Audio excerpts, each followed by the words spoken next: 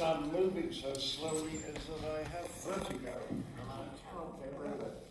So that's why I'm behaving as though I'm about 184. So. I thought that was awfully good. It's the first time they've ever done it in front of an audience, and the problem about a comedy is the laughter. Because comedy's all about timing. And what these guys have to learn in the next 2 or 3 weeks is where the audience laughs, and whether it's a small laugh or a medium-sized laugh or a big one. The audience, in other words, becomes almost part of what's going on stage. And this is why it's so important to have lots and lots of performances in front of an audience before you actually have the opening night, which is the 15th. So the previews start on Saturday, yeah? Yes. On the 4th. So that'll be the first time that a paying audience has seen this. And it's going to be a very sharp learning curve because you just have to take the performance to the audience, right? John, when you first recorded a Fawlty Towers episode, how much did you learn from doing it in front of an audience for the first time, and were you surprised the things that got laughs and the things that didn't get laughs? No, because you see, what I said to all the actors who came to Fawlty Towers was, I said, you have a microphone here. You don't have to wait for the laughs. On stage, if you start speaking too quickly, people don't hear what the actors is, you know, because if you start speaking before the audience has stopped laughing, you miss the next line and then you don't understand what's going on. Right. But in television, I used to say to them, don't wait for the audience laughter. We used to cut through it, which is why we used to do, what is it? The average sitcom used to be about 65 pages, BBC sitcom. We used to do 140, over twice as many, because we didn't have to wait for the laughs. Because there's a microphone there, so you can speak into the laugh because the people at home can hear you. And now you've got a large number of people, and people laugh much more in big numbers than they do if there's just 2 of them sitting at home watching television. So all this business about learning now is not just learning how to perform, which is excellent at the moment, but how you hold it there because you know there's a big laugh, or you find a little bit of business to cover the big laugh, or the line that we all thought was hilarious isn't. And you've got to go straight on without hanging around waiting for the laugh. Okay, John, I'm going to get into the questions which I've been ordered to I ask. think it's a terrible idea. Okay, you've chosen 3 iconic episodes. There are only 12 episodes. I would say they are all iconic. But 3 you've chosen. One of them isn't. Yes, not so much. So the one is just a classic. Yes. Yes. Let's argue about this later.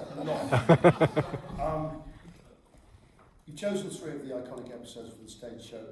What was the writing process of tying 3 episodes together to give It's what I call carpentry. You see what I mean? We chose Mrs. Richards because everyone loves that, and it's a wonderful character. And we chose what I call the Bernard Cribbins, Mr. Hutchison. Yes. We chose that one, and then of course we had to do the Germans, and then we had to figure out, well, how do we dovetail them together? Because they don't all start at the same time. No. They start at different times, and then you move from one story to another, which means that it's pretty action-packed. Yes. I mean, each episode is action-packed anyway, in terms of the way you fly between the scenarios within the episode. So to have then 3 of those going on at once, that's... Well, yes, and also C.J. Ranger, who is co-directing this with me, she's doing all the heavy lifting. Yeah. And I come at the last moment and say things like, don't look at him when you say that, or don't say that line until after you've picked up the bottle. Those tiny little things. Are you very precious with it? What? You heard me. Are you quite fastidious about how you want it performed? It must be. No, because I don't like that. I don't like directors who behave as though they sort of own the whole thing. We had a lovely thing at the last rehearsal. I said to the whole cast, we've got a problem there at that moment, and I told them what the moment was. And then I said, CJ and I don't know how to solve it. Do you guys have any ideas? Will it 2 minutes, she comes along and tells us how to solve it. And if you involve a lot of people in the process, Yes. everybody becomes creative. They feel much more than they're part of it. And what I don't want you directors who have a vision and everyone else has got to do exactly what they do.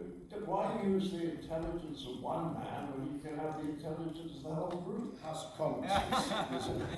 Okay, there's a strong argument against that. But when I was a youth, I used to have the book of scripts of Fawlty Tales, which friends and whatever we'd have readings of it. I was strange, you know. No, but it's really so. I mean, I know you took about 6 weeks to write each one, but it's written so as it's performed, to the comma, to the full stop, that it's hard not to sound like the original, to step out the bounds and the time. Yeah, well, those lines are written with a certain... Yes, they really are. You always have to obey them. I mean, Adam, Yes. I was just going to come to you. It is one of the great comedy roles ever written, perhaps. You're custodian of one of them. Adam, you are custodian of perhaps the greatest comedic role in the history of British sitcoms and now the theatre. Which is what I said just before I went on with this. Yes, no, but it is. You're looking after that role, and people will be so precious about it. And there'll be people saying you're just doing an imitation. You're just doing an imitation, but the script commands. What is it like stepping into Basil's shoes, and how daunting is that, considering how precious people are? Not John, of course. Yeah, and I mean, John really wasn't precious, which was quite surprising and really lovely, because you think something like... If I could say so, you see, I think of myself as a writer who happens to perform. And if you want to understand the Monty Python group, they were all writers who happened to perform. So we always start with a script, and therefore if you've written a part, you don't necessarily think that only one person is ever going to play it. Yeah, well, that won't be in rehearsals, I think. But yeah, to answer your question, to try and answer your question, obviously we all have Fawlty in our minds, but I'm an actor, definitely. I'm not an impersonator. That's not a skill I have. But there's been quite a lot of different handlers. Absolutely. Yeah. So we've tried to, myself, CEO, the rest of us, tried to... Yes, there has been. We've tried to approach it from a place of truth, so actually, trying to figure out who the guy is, what makes him tick, everything.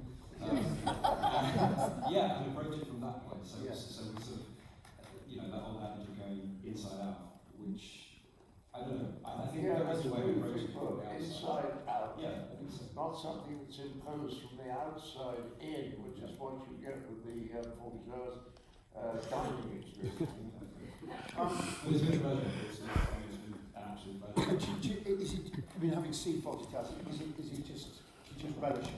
Yeah, absolutely. It's a brilliant thing to part of. We're incredibly lucky that we have this phenomenal cast. Is it quite cathartic if you're a frustrated? Am I? To be able to let it out to channel Basil. I'm not sure. I think I fall either side. Yes. Some days I'm very Basil. I think I'm very Basil. Not for me for sure.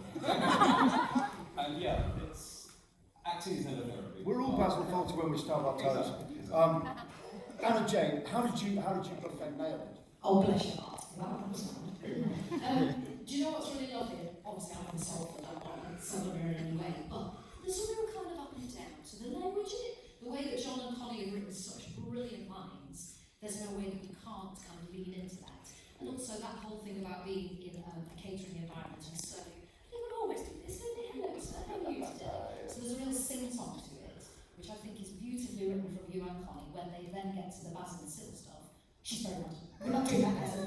She's with the people, it's very nice. So that's been really lovely. So Yeah. thank you to you. I've always said that it's very easy for 7 and 8-year-olds to understand 40 Tales. They can't understand Python until they're about 12 or 13, but at 8 they can understand it immediately because it's about who is trying to who. Which all kids understand immediately. You say that, actually, but the sketch in Monty Python with the filthy fork or spoon, my daughter used to make me play with when she was like 4, she got that straight away. Anyway, Henry, Manuel is such a well-loved character. How are you making that character your own, or are you not bothering? I think that's not, it's really hard task to say I'm going to go on stage and everybody's going to love me. I think if I approach from that point of view, CJ would have a very long stick every single time I try to do that. Yeah, it's too late to get rid of me, I think. I've been admitted to saying I hadn't watched Fawlty Towers before I got the job. I was born and raised in Istanbul, so I came here when I was 20 to study drama, so I was a bit unfamiliar with it. So I think that worked. Did you feel them turn on you a little bit? I did. There was a bit of a change, wasn't there? 45 as I was giving. No, but it just was. You could feel, oh, not sure about that. But I think that's a good thing because then I approached it fresh. I didn't have to worry too much about fitting into something, and just did the script and then watched the show, and I got, and that lovability comes from Andrew Sachs. Like, he had this natural charm. I watched a lot of his interviews, and he's just a lovable man, and there's no I can do about that. It's a weird thing. Thank you! It's a weird thing, that this sort of tradition of the character that sort of annoys me. In British comedies, Clive Dunn as Corporal Jones in Dad's Army, I guess stretching up to Polly, Sue Pollard's character in Heidi High. The character used to sit going, I can't stand this character, it's so annoying. And my mother always used to say that they're meant to, that's how you're meant to feel. But how do you keep it, how can you be originally annoying in this role rather than just following the ways he frustrated Basil? I don't think Manuel is annoying. Basil is annoying. Is the correct answer. Oh, very good, sir. Very good. He's just trying to Yes. survive. He's trying his best. Yeah, but those characters I genuinely can't stand always become the best loved by the British public if they're really well drawn, which of course he is. Yeah, he's But I just feel such injustice at his hands. Well, the point about Manuel is he's never mean-spirited. You know, No. he's always trying to get it right. Yes. absolutely. Go on. No, I was going to move on to Polly. We've got to crack on, but thank you. Victoria, Polly. Firstly, amazing the way you capture that slight Canadian lilt in your accent as well, which is extraordinarily sort of Polly. No, I don't know. But what's it been like working with John and creating the character and getting into this? It's been a job of a lifetime so far. It's been extraordinary because it is so well loved. I grew up watching every episode, and I thought I insisted on it, and I'm really glad you did because now it's a sense of humour. So Well, it was lovely, really, because when we didn't have a Polly at the beginning that we thought was quite right. I had to mention this to my daughter, Camilla, when I was writing with her in LA, and she said, well, what about Victoria? And I said, Victoria who? She said, Victoria Fox, you had dinner with her 4 years ago. And I said, oh yes, remember that? Frankie with the Barney, and we had a birthday dinner, and I'd already met her. And I suggested her to CJ, and then she did an audition, and I think she's absolutely perfect. And lastly, Paul. Amazing. What was it about the role of the Major that just made you say yes? Well, I'm at that stage of my life where Peter Pan is no longer an option. You're going to stick by because Peter Pan was no longer an option. And the best answer I've ever heard. So I'm at an age now where these kind of roles come up, and I'm very, very fortunate to be part of this because, as you say, it's an iconic show. And I think, I've done quite a lot of shows over the years, and I've had more response from my neighbours about this show. We're coming. All right, you're coming. So I think it will be a popular show. I think it will do very well, and it's just great to be part of something that hopefully will be a big success, to be honest. So that's it. I spoke to my father this morning, and I said that I was doing this, and I said, "Do you want tickets?" He goes, "It's a bit bloody late. We've booked them." and he hung up on me. John, all the actors in the play are clearly immensely talented. What was the casting process like? Well, not all. Let's gloss over. Let's gloss over. We deliberately didn't use it, and it is awful. But you've been in rehearsals for the last couple of weeks. What has it been like for you seeing Fawlty Towers being brought to life just being brought to life again and resurrected? Well, I think working with actors, I enjoy it enormously because it's a very cooperative process. As I said, I don't like people who say, take a pause there. I like saying, what do you feel about taking a pause there? So it becomes a two-way process, and it's just enormous fun. And I think it's going to be tremendous, but I think it'll be tremendous in June. In June, people want to figure out whether or not it's and know exactly how to play the thing. But when you've got a comedy or a farce, then as I say, the audience becomes part of it. You've got to do it in front of the audience a lot of times before you get the timing exactly right. Adam, it is a very physical role. Cleese demands that. How did you prepare? John and I had boot camp in Switzerland. He was 5 weeks Pretty tough, isn't it? It's beautifully wine designed.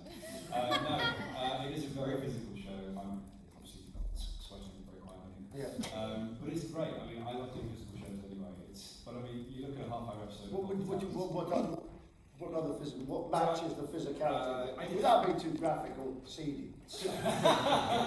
You mean other shows? So in your personal life. My personal. I do CrossFit.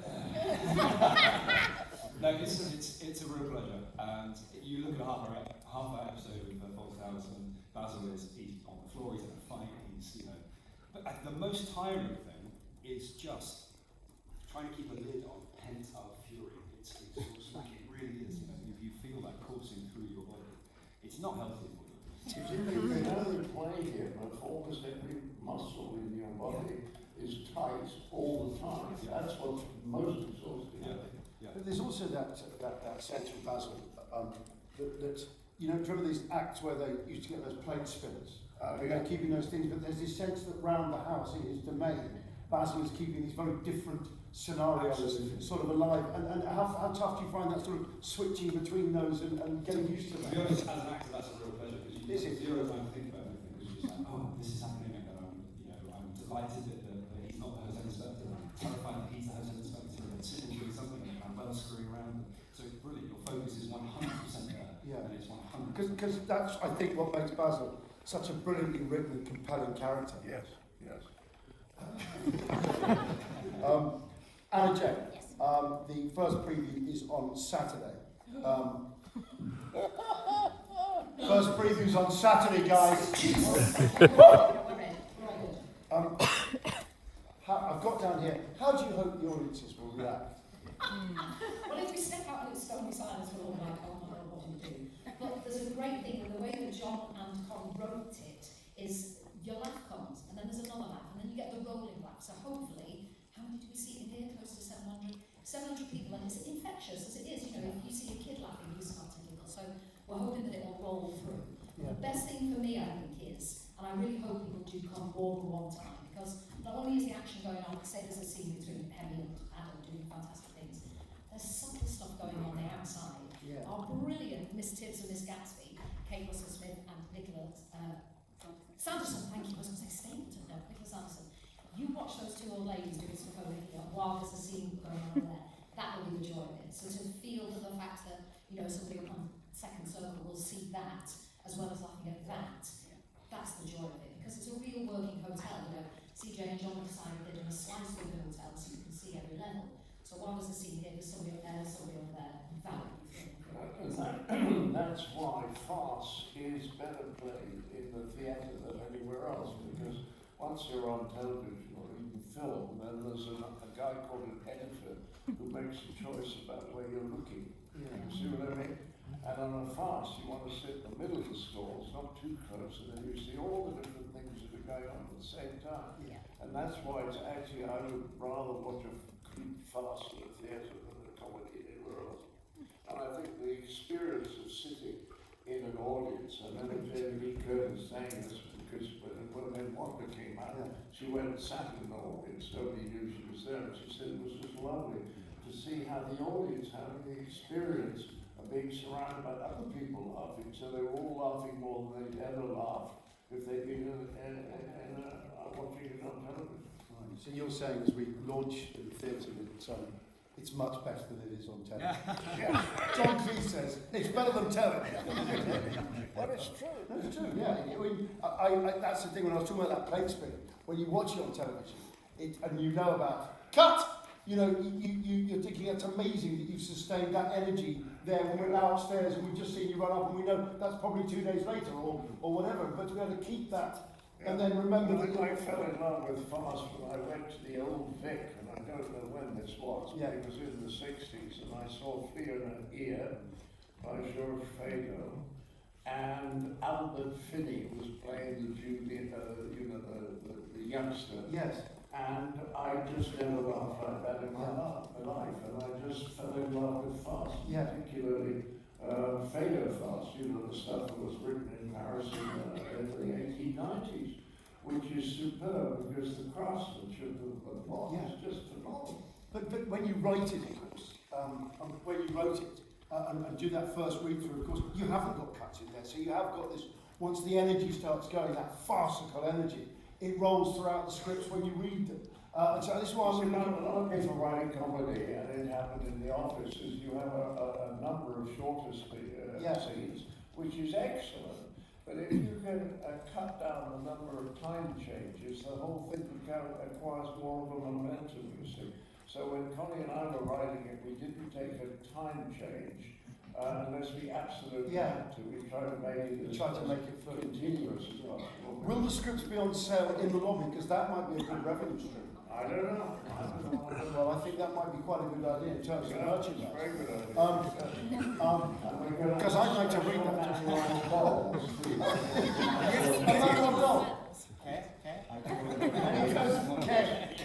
You press the head and it says King.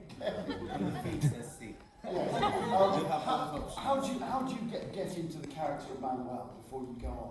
Do you sort of bundle around? Not really, no.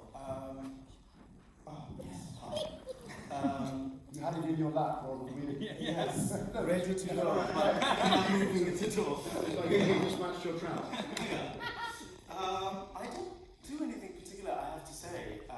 Manuel, especially in the first act, there's so many entrances and exits.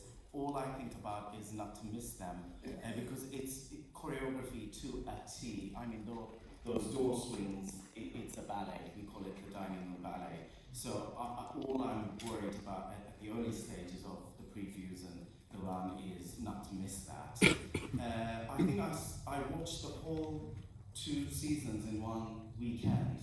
And then interviews, and then there's an ITV documentary about Fawlty Towers. So I just immersed myself in all of that. And there's a way I think a lot of actors work, they kind of absorb and then let go and hope that something sticks. So I got a sense of him, of the character, Andrew, in my body, and it's lovely. It's a great part. I was going to say, you could have just gone the laser and go, I'll just watch it on the video. I love what he said about absorbing it and then playing with it. You know, because there's a moment when people have played comedy when they're totally at ease, and that's when they're funniest. That's why if you've got a comedy, you want a company that like each other. If you've got a drama, it can sometimes help if they don't. You know, like The Godfather was a famously unhappy and sort of bitchy set. They produced a great movie with that. But if it had been a comedy, you've got to have that relaxation, because then you start to play and you become more and more creative the more you do it. But that comes as the confidence comes. You do to get into character. I've had the great fortune of many a side job that reflects the job I'm in now. I've worked as a chambermaid, I've worked on reception, I've worked as a waitress multiple times. So I'm just absorbing all of my past experiences and trying to just run over every day. What's she doing? Because she has multiple tasks that she has to complete every single day in the hotel. And also, I I just try to play the truth and just really stay present and alert the entire time. And that just allows the freedom to play. If you just stay so present, it's 100% the key. And Paul, obviously 50 years old, not you. No, sadly. But did you ever sort of think, would you have ever thought 50 years ago, as like, looking at the Major, like, one day I want to play him, you know? I think he's a great. Sorry, but he's a great. He's just a great character. No, it is a great character. The only other close to this character, I played Colonel Pickering recently, which is not dissimilar. And in fact, I looked up this morning who's senior in rank, a colonel or a major. Oh, Colonel. It's a colonel. But that's okay. I can. Well, Major's the first rank that tends to keep it after you've left the army. Yes. Not many captains bother. But once you've been 3 years out of the army, I think you're allowed. But Major tends to be. That's the thing about him. He wasn't quite top sort of brass. Just a seaside officer. But you're being cruel. But do you get the? If he was a colonel, he wouldn't be staying at Fawlty Towers. I'm trying to think of these 3 episodes. Do you get the line strikes, strikes, strikes, and then one bother Fawlty? Is that in any of these? I don't recall that. Damn! But I don't recall many. Yes. Yes, let's have some questions from the audience. Sorry. We've got one from the microphone to move to. Here we go. Thank you.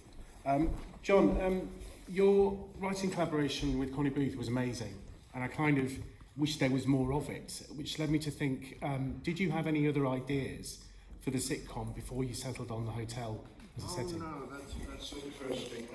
I had lunch with Jimmy Gilbert, and Jimmy was a lovely man. He was a director or producer-director of the Frost Report, which is how I got to know him when I was working with the two Ronnies. And after I said I didn't want to, let me think, yes, I didn't want to do any more Monty Pythons, I had a lunch with him. And you see, the BBC in the old days, it was lovely. So he said, well, what do you want to do? And I said, I'd like to do something with my wife, because we laugh at the same things, and she's a wonderful actress, we could be good on the dialogue. And Jimmy said, well, why don't you go away and talk to her, and I'll commission. And so Connie and I had a chat, lasted about 20 minutes, and we agreed that we were going to set it in this hotel that we'd stayed in when the Pythons had gone down to Torquay to shoot for the Monty Python show. Connie was in it quite a lot, which people forget, and she came down and stayed in the hotel with me, so we both had a close sighting of Donald Sinclair. So I rang Jimmy Gilbert up and I said, we'd like to do something set in a hotel, and he said, fine.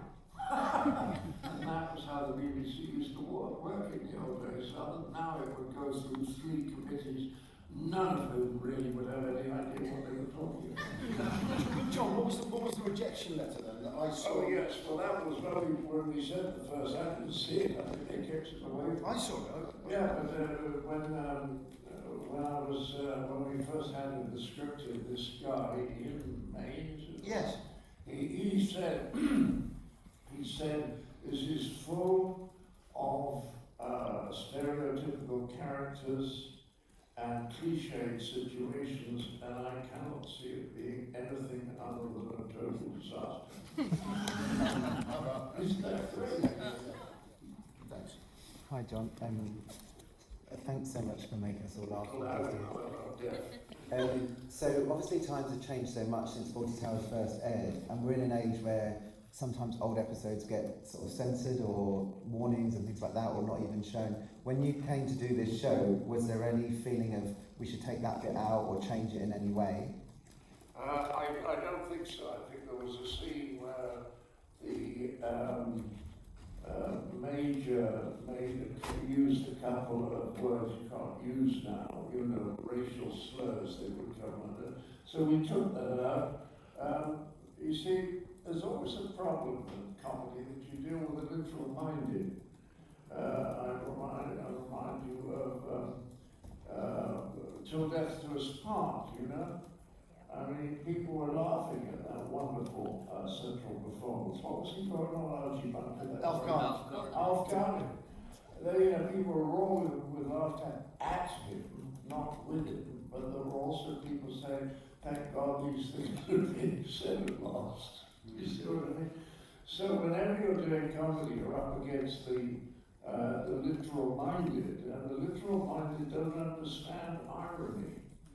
And that means if you take them seriously, you get rid of a lot of comedy. Because the literal-minded people don't understand metaphor, they don't understand irony, and they don't understand comic exaggeration.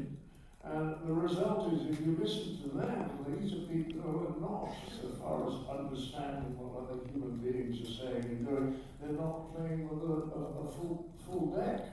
They don't understand the phrase, it's a joke. I don't think that. That's right, but they still wouldn't think it was funny, because literal-minded people can only have one interpretation of what's being said, and that's the literal-minded one. People who are not literal-minded can see these various different interpretations depending on different contexts. And it's actually quite dangerous because it means bigots don't get sent up anymore because no one dares even portray a bigot because literal-minded bigot. That's true. So it's, that may be. Anyway, let's move on. Who else has got to go along? There we go. What's your name? Sorry. Georgia. Georgia. You said that there's no better way really to experience. I'm sorry, I am a bit deaf. Try and speak a little louder. Yeah, no problem. You said that there's no better way to experience farce or comedy than in theatre because the audience virtually play a part.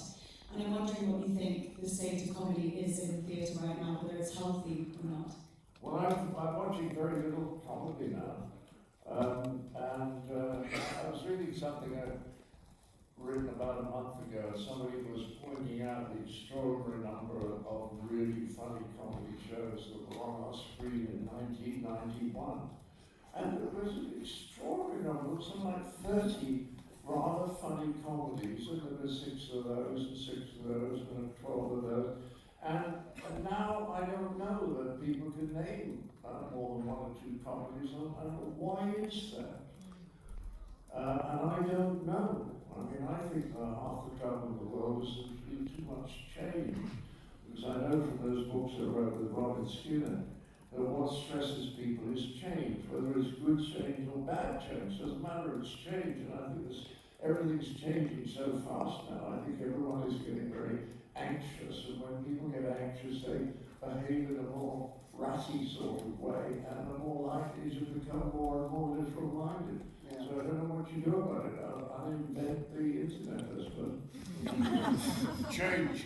But, okay, any more? Let's have some more questions. Georgia, could you get the microphone down to... Oh, you've moved the microphone already. Oh, we've got a microphone there. Yeah. Brilliant. Why did you choose the Germans? Why did you choose the Germans? Because every film that I saw when I was young seemed to be a war film. And the Germans were always portrayed as Nazis, you know. And therefore Basil's insensitivity to the present generation would certainly be funny. Is that an answer? I guess as well, Fawlty Tales was only written 30 years after the war. If you think it was 50 years ago today, it was actually closer That's to... a very good point. My experience is I do a lot of shows in Germany. For example, I did a tour in Europe last year. I think I did about 35 shows.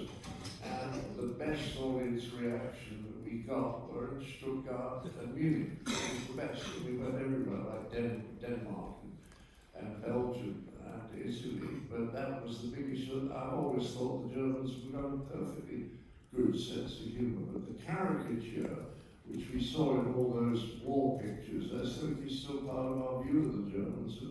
And the Sun newspaper would bear that out.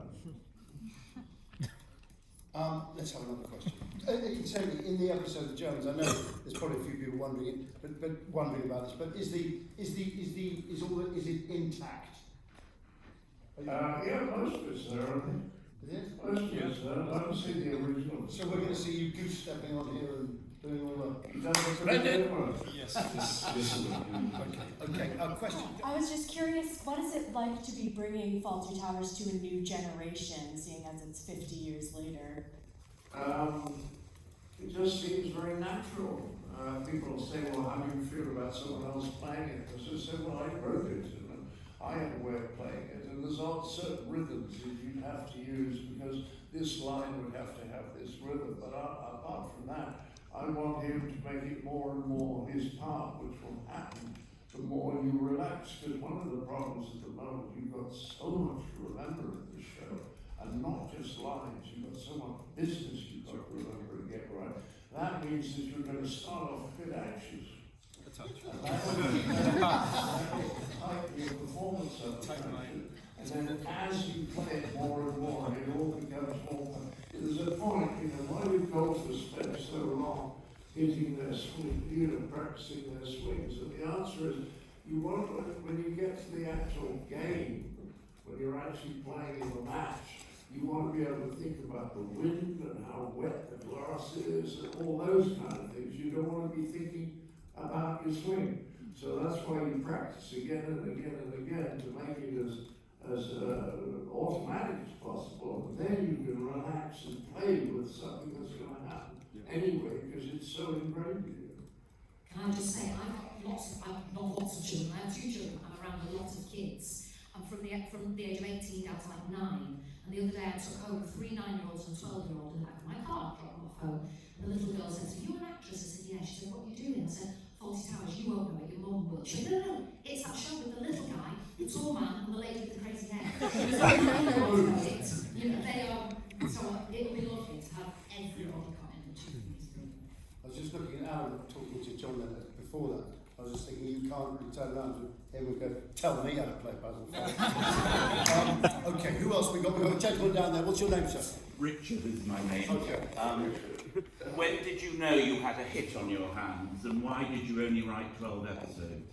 Well, the first answer is that it's always, with me, it has always taken time, because I've done 1 or 2 things that are more original than most people. And for example, when Fawlty Towers started, I remember, what was it, Daily Mirror, after the 2nd episode, said, long John, short on jokes. There was a lot of people who didn't particularly like it when it started. And on Monty Python, it was hilarious, because the first series, there was, all the critics described what happened, but they stayed away from whether it was good or bad. It was like they couldn't commit themselves. And it wasn't until the 2nd series of Fawlty Towers that Alan Corrin, who was a big name in my day, he was editor of Punch, and he gave us a very good review in the Times. And then suddenly, everybody started to love it. So when you do something a bit surprising, I think what the critics made of Waiting for Godot when it started, they all hated it. There were only 2 critics liked it. There were the good ones. There was Harold Hobson and Observer. The great critic, I can't remember. Clive James. Kenneth Tynan. They were the only 2 that liked it, all the others didn't. So people on the whole don't like things that are very original because there's no familiarity, and then they seem to get used to it, and then it starts to become a hit. But I never thought that Fawlty Towers would get bigger viewing figures than Monty Python, which of course it did. Answer your question. Yes, I wanted to know why you only wrote 12 episodes. Oh, it was very simple. You see, Connie and I used to take 6 weeks to write an episode, and no one, I think, in sitcom history has taken more than about 10 days. But if you give yourself 6 weeks, and over that period of time, you come up with more comedy ideas than if you were trying to write it in a week. So, how many drafts did you do in that time? We felt after the 12 shows that we'd done the best we could possibly do, and that if we did another series, people would probably say, well, it was very funny, but it wasn't as good as the first two series. In which case, why do it if you don't not desperate for the money? And I suppose when you were writing them, it's typewritten, not on a computer, so you can't go back, you can't fiddle with things, you're going straight away through. I don't like writing on the computer, but I'm writing a lot with my daughter, you know. She's almost exactly the same age as Victoria, and which is they both look a lot younger than they actually look. She does what she wants to put everything up on the television screen. Yes. I want to get everything into one of those big sketch pads that you can get in artist material shops. Because if I've got a great big, I think, get an idea for the beginning of the movie, it goes to the top left, and then the bottom right for the end of the movie, and then in the middle when it's somewhere about there in the plot. And that, without having to scroll backwards and forwards, it's just very quickly. Well, the main thing was we didn't start writing dialogue for at least 2 weeks. Maybe 3. And when we got because if you get a series of funny situations, it's very easy to write the dialogue. Yeah. If the situations themselves are not that funny, then you have to write a lot of jokes. That's what Hitchcock said, was he first of all he writes the script, then he fills in the dialogue. So, okay, let's have another question. We've got time for 2 more questions. Who thinks they've got the best one? Okay, very confident. This is better be good. Here we go.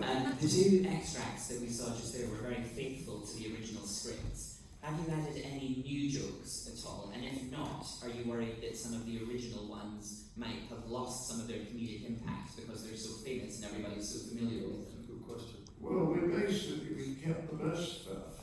You know, we concentrated on the best scenes. And the more people play it, the more they will invent new stuff. And that will, when people see the show in, like Saturday or when it opens on Mexico 15, when they see that, if they came 8 weeks later, they'd be very surprised at how different it is because people relax and start playing with it. That's the joy of it. There's a certain real spontaneity there. You wouldn't say that to Shakespeare, would you? Right. You see, with Shakespeare, I went and saw Kevin Kline's Hamlet in New York, and I saw it one day, and then I didn't go the next day, and then I went the next day. And when I said to him afterwards, that very first scene that you played, I said, on Tuesday you played it sitting down. Tonight you played it standing up, and he said, did I? You see, so there's always this great area of different things you can. But he didn't change any of the gags. He wasn't supposed to. No. Okay. If you've got quick questions, I can have one from each of you, but they've got to be really quick. Okay, quickly, go on. What's your name, sir? It's Jacob. Jacob, quickly. You talk about the literal-minded viewer these days. I know you're working on a new series called Towers, slowly you said, but how does that inform your writing process? Do you change it to reflect the change on Working on a new series of Fawlty Towers, have you changed it to reflect the literal-minded viewers? Oh no, I mean one of the lucky things that we did in Python is we did our 2 best scenes in historical periods. It never occurred to us at the time that the first one is medieval and the other one is the time of Christ. And the wonderful thing is they don't date. So we never tried to update Fawlty Towers, we're doing it in the 70s because that's when all those attitudes were. And people may not quite understand it at the beginning if they're young, but they'll pick it up very fast. That's a great answer. It's a great thing about setting things in medieval times, at the time of Christ. They don't date. Lady in the big shirt. Lady in the big shirt, yes. What's your name, please? I don't have a mic, but can you hear me? I can hear you. Okay, fab. Hello, my name's Millie. I should start by saying just what a brilliant morning it's been, first off. I just want to know, John, what do you think is the key to Fawlty Towers' longevity and success? Well, I think it was, to be perfectly honest, that the scripts were so good and the cast was good, so I think it's got real quality. But I think that Basil exemplified a certain kind of probably lower middle class figure. Like the people that I grew up with in Western-super-Mare who had shoe shops, and you know what I mean, they weren't middle class. And the fact that those people always think it's a terrible loss of face to be angry. You know, the English say he lost his temper, and that means you lose something, you lose control, whereas people who can use their anger to provide them energy doesn't mean that they have to lose control. They can use their anger in a more constructive way. It gives you the energy. But there's also that, because of that lower middle class thing you're talking about, there's a vast area he'd like to aspire into, but it's also, it's like, you wouldn't let me join, would you black ball? You know, there's that element in his life as well, that he knows where he goes. That's right, but they're all keeping up with the Joneses. Yes. One of the sad thing about our culture now is that we've been infected by the American view that if you're not rich or famous, you're a bit of a failure. Yeah. And no one in Western-super-Mare in my day felt that. They were all having perfectly decent lives. Yes. They were nice and polite and kind of people. But I just think that the key to Basil, of course, is repression. Because people like that don't want to lose their temper, and everyone is trying to be polite. And actually, being angry isn't funny, but suppressing anger is funny. Yes. You see what I mean? Yes. That's the big difference. Yeah, that's, yeah. Okay, this morning, and into the afternoon now, has given you a great insight into what is surely going to be, I think, an institution in the West End. I really do. If you have been accredited for a one-to-one interview, a bit of one-to-one time, please make your way to the Stalls Bar, where Neil Redding and his PR team will meet you. Neil's over there now. Meantime, thank you very much, John, obviously, Adam,